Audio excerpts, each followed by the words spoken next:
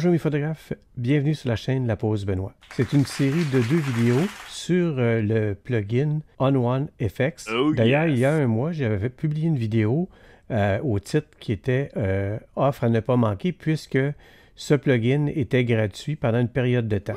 Donc aujourd'hui, on va faire le tour de ce logiciel avec les principales fonctionnalités. Et je vous invite quand même à aller visionner la première que j'ai faite, puisque je vous démontre comment télécharger l'application si jamais vous l'achetez, parce qu'aujourd'hui, en date d'aujourd'hui, le logiciel n'est plus gratuit. On voit en fait comment l'utiliser de façon indépendante ou comme plugin dans Affinity Photo ou dans Lightroom par exemple ou Photoshop. Alors sans plus tarder, on va se retrouver immédiatement dans le plugin On1 FX. Alors aujourd'hui, on va utiliser le plugin de façon indépendante. On ne passera pas par Affinity Photo. Alors pour ouvrir une photo, vous n'avez qu'à cliquer ici sur l'onglet Modifier photo, où vous avez ici le logiciel permet de voir les photos que vous avez déjà retouchées et puis de pouvoir continuer à travailler dessus.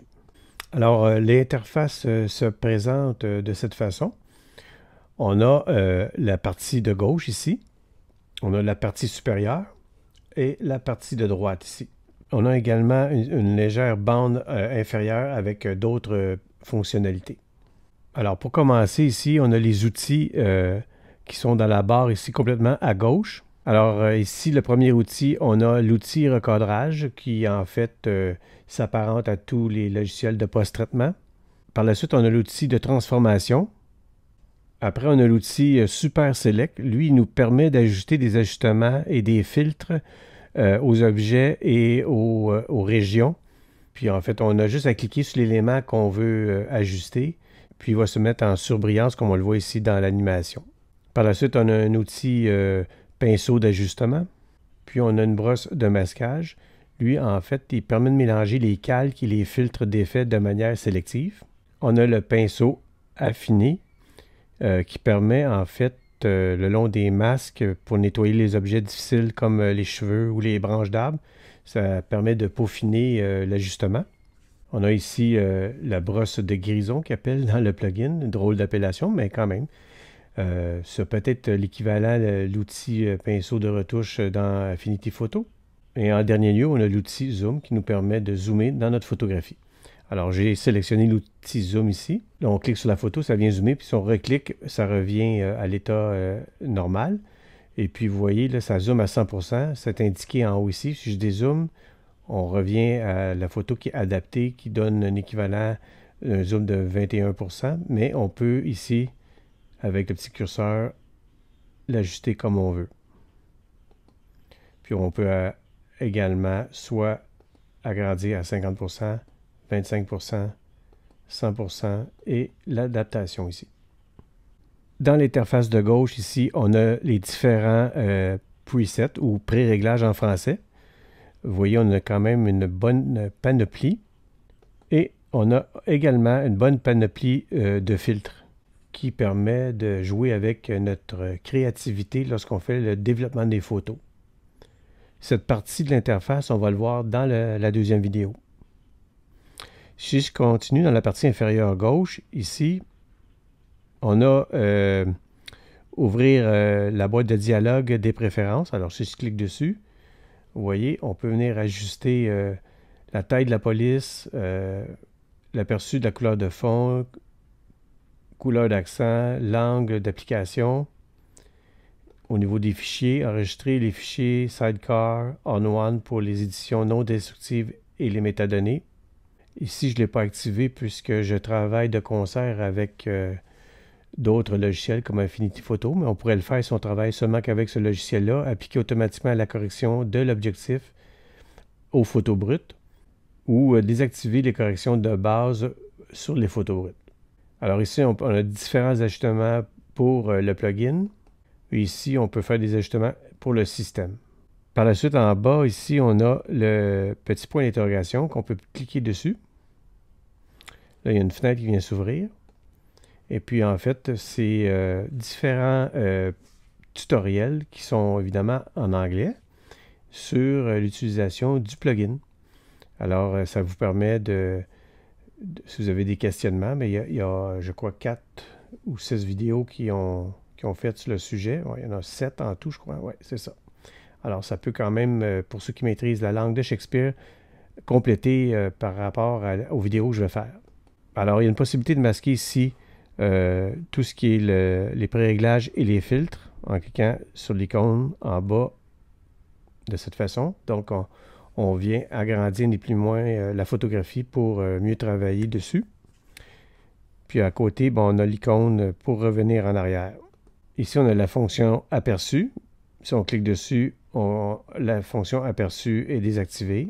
Zoomer pour agrandir l'aperçu de notre photographie. Puis si on clique sur le petit A ici, on peut jouer avec le curseur lorsqu'on a fait des modifications. C'est pour voir le avant, le après. Ici, on a affiché et masqué la vue masque. Et on a aussi activé et désactivé l'épreuve d'écran.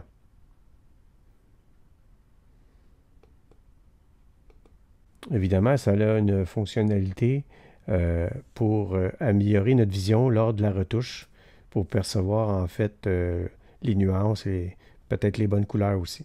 En haut, comme je le disais ici, vu que j'ai sélectionné l'outil Zoom, on a dans l'interface, ni plus ni moins, les fonctionnalités. Si par exemple, je vais sélectionner ici l'outil recadrage, oh, bien là, ça va changer en haut. Et puis, l'outil va nous donner différentes fonctionnalités. Par exemple, la règle des tiers ici qu'on peut sélectionner, mais on peut sélectionner différentes autres règles de composition. Par exemple, on a la grille, on a les triangles. Ici, on a la règle de phi, la spirale, aucune, la règle des tiers. Puis ici, on peut sélectionner si on veut recadrer de façon libre, personnaliser ou maintenir le ratio d'origine. Ça nous permet de garder en fait la qualité totale de notre photographie. Ici, on a l'outil pour pouvoir redresser nos images. Ici, on a l'outil pour faire pivoter nos images.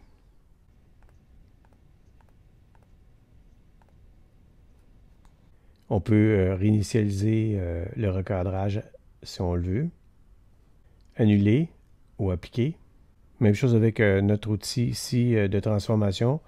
On a toutes les caractéristiques en haut. Et si on passe pour chaque outil, c'est la même chose. Alors, on va voir plus en détail l'utilisation de certains de ces outils dans les deux vidéos en faisant la retouche des photos. Alors, si on va complètement à droite de l'interface, on a 4 onglets ici. Le premier ici, on a vraiment l'outil de navigation. Donc, si je zoome dans ma photo, puis là, je veux venir à un endroit bien précis, mais on peut naviguer plus facilement. Ça, c'est des fonctionnalités qui se retrouvent dans tous les logiciels de post-traitement, encore une fois. Dans l'histogramme également, on va retrouver les zones qui sont trop sombres ou les zones qui sont trop claires. On a la section Info qui va nous donner le nom de l'appareil, la focale qui a été utilisée, les exifs ici, ISO 800 à 1 800e de seconde, ouverture f6. En dernier lieu, on a notre historique. Et si on descend un peu ici, on va retrouver le même principe qu'on retrouve dans Affinity Photo, avec les couches et puis les différents calques des réglages qu'on va pouvoir choisir. Le premier calque ici, on a notre calque d'arrière-plan. En cliquant dessus, on va pouvoir le renommer. Maintenant, je vais cliquer et puis je vais écrire arrière-plan. Puis, comme je le fais tout le temps dans Affinity Photo, je vais cliquer sur dupliquer la couche. Donc, comme dans Affinity Photo, on va travailler sur la couche supérieure. On va garder la photo originale. Comme ça, on va pouvoir faire des comparaisons, revenir en arrière, puisque c'est non destructif. Alors ici, on a les petits icônes qui nous permettent soit d'ajouter une couche, de dupliquer une couche, ajouter un calque de remplissage de couleurs, supprimer le calque, fusionner le calque et les options de fusion. Là, ici, on a deux onglets importants. On a l'onglet Effets qui nous permet d'ajouter un filtre et la section locale qui est en fait tous les réglages de base qu'on peut faire dans tout logiciel de post-traitement. Alors aujourd'hui, on va voir seulement que la section locale. Dans la deuxième vidéo, on va jouer avec le local et les effets et les pré-réglages aussi et les filtres. Alors ici, on a notre photographie qui est brute. Alors dans l'appellation du plugin, il fonctionne avec des ajustements. Donc ici, j'ai cliqué sur un premier ajustement. Puis une fois que la fenêtre est cliquée, si je commence à jouer avec l'exposition, vous allez remarquer que ça ne fait absolument rien. La fenêtre, elle a été créée. Pour que ça devienne effectif, il faut lui donner une seconde commande. C'est en cliquant ici sur la petite fenêtre qui va se dérouler en maintenant la souris enfoncée. Alors, dans un deuxième temps, donc, pour que l'ajustement s'applique, vous pouvez sélectionner tout ou juste une section de la photo qui est, par exemple, l'arrière-plan, le premier plan, le terrain naturel, l'eau, l'animal. Mais là, pour l'instant, on va venir cliquer sur tout et on va cliquer sur Appliquer. Ici, en haut de notre ajustement, on peut venir cacher notre ajustement comme ça en cliquant dessus. Puis on peut venir cliquer sur Montrer pour faire réapparaître. Ici, encore une fois, on a la petite roue crantée qui vient nous montrer les options de fusion. Ici, on peut remettre les données à 0 et on peut venir éliminer ici, supprimer l'ajustement au complet. Donc, notre photo est brute. On va faire quelques ajustements pour améliorer évidemment la photographie. Donc, au départ, on va jouer avec l'exposition. On peut jouer avec notre contraste. Là, évidemment, on applique l'ajustement sur l'ensemble de la photographie. On a les tons clairs, les tons moyens, les ombres, les blancs, les noirs, la structure, la brume. Ici, on est à 800 ISO. Je vais aller voir dans l'information. Oui, 800 ISO. On peut jouer avec le bruit si on veut, mais ici, je ne jouerai pas parce que ça va peut-être jouer sur la netteté de l'image. Et on a la balance des blancs, la saturation, la vibrance.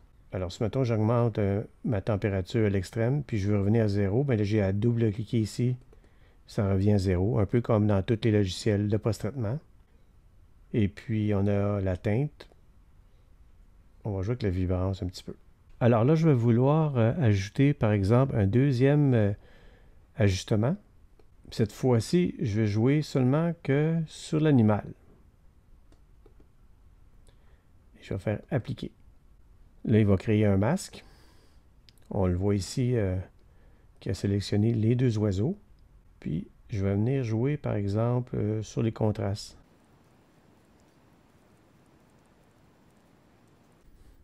Voilà, mettons que je trouve que mes deux ajustements qui ont touché soit la globalité de l'image et plus spécifiquement mes canards, j'ai deux ajustements. Là, si je veux revenir sur mon ajustement global, j'ai juste à cliquer ici, montrer, et puis revenir ajuster si je trouve que c'est un petit peu trop clair. Alors, je vais rejouer sur mon exposition, par exemple.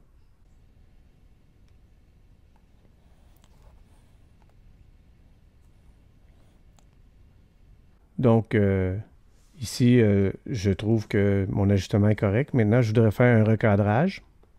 Je vais marquer ratio d'origine et je vais faire appliquer une fois que mon recadrage est fait. Maintenant, je voudrais peut-être éliminer la branche qu'il y a ici. Alors, je vais venir sélectionner la brosse de guérison. Et on va tenter d'éliminer la branche. Là, contrairement à Affinity Photo, c'est un petit peu différent. Là, on va venir sélectionner ici pour venir choisir une zone qui s'apparente un peu à l'image. Puis on peut recommencer l'opération si on trouve que c'est pas correct. Ici, on a différents outils. Par exemple, la gomme parfaite. Peignez sur les distractions que vous souhaitez supprimer, telles que les personnes... OK, on va essayer la deuxième ici pour voir.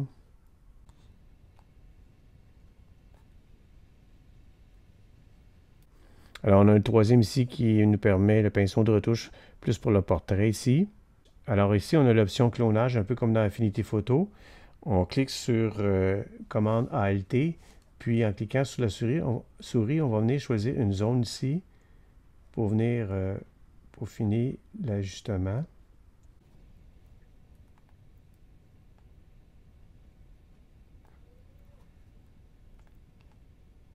Bon, OK. C'est pas parfait, mais c'est déjà mieux. Peut-être ici, peaufiner un petit peu plus, comme ça, ici.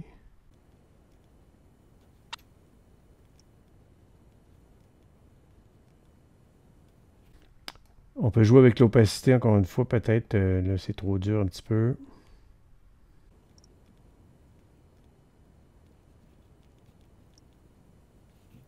Alors voilà, grosso modo, pour ce qui est de cet outil clonage, l'outil correction des défauts.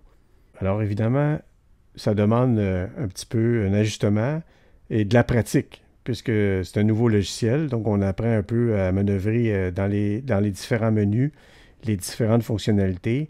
Mais en gros, si vous connaissez la base, par exemple, d'Affinity Photo ou de Photoshop ou de Lightroom, ben, disons que vous allez quand même à l'aise au niveau de, si on veut, pas la conversion, mais le, le passage à ce plugin. Peut-être peut-être un peu moins intuitif, mais relativement facile quand même. Alors, voilà ce qui complète cette première vidéo sur un peu le survol de l'interface de ce plugin On1 Effect. Alors, je vous convie à la deuxième vidéo où là, comme je le disais tantôt, on va toucher encore au menu pour ajuster la photo au niveau local, mais également, on va voir le menu Effets et les pré-réglages et les filtres également. Alors, on va encore une fois faire le développement d'une photographie. Alors, je vous remercie de votre attention et on se dit à la prochaine.